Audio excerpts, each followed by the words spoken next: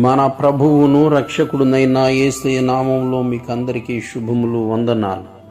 నేను క్రీస్తు కొరకు ప్రభువు బలమును చూచి నడిచిన ఎడల మన బలహీనత కనిపించదు అంటూ దేవదాసయ్య గారు మనకందరికీ సుపరిచితమైనటువంటి పేరు ఇది.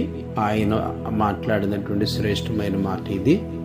కీర్తనల గ్రంథంలో 147:11 కూడా, గుర్రముల బలం యందు ఆయన సంతోషించడు, నరుల కాలిసత్వం యందు ఆయన ఆనందించడు.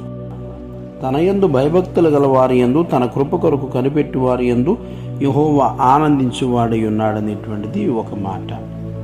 ఇంకొకటి ఏంటంటే, కొరింథీయులకు రాసిన 2వ పత్రిక 12వ అధ్యాయము 9-10 వచనాలు చూద్దాం.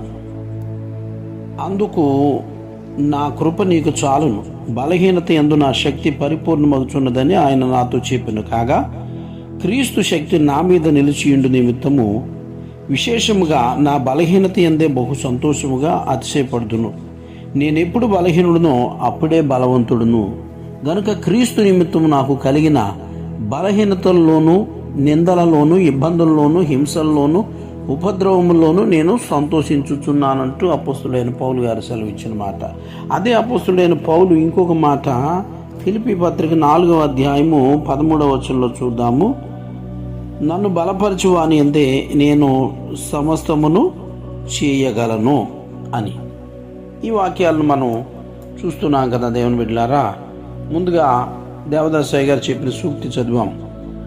ప్రభువు బలమును చూచి నడిచిన ఎడల అంటే, చాలామంది ప్రసంగికులు కానీ, ప్రార్థనా పరులు లేదా సామాన్యులు కానీ అంతా ఏం చేస్తారంటే, ఏదైనా కాస్తంత హైలైట్ అయితే, ఒక సాంగ్ హైలైట్ అయినా, ఓ ప్రసంగం హైలైట్ అయినా వాళ్ళు గొప్పగా భావిస్తున్నారు. అది చాలా విచారకరమైన విషయం. అందుకని అనుభవజ్ఞులైనటువంటి దైవజనులు చెప్తున్నారు, ప్రభువు బలమును చూచి నడవాలి.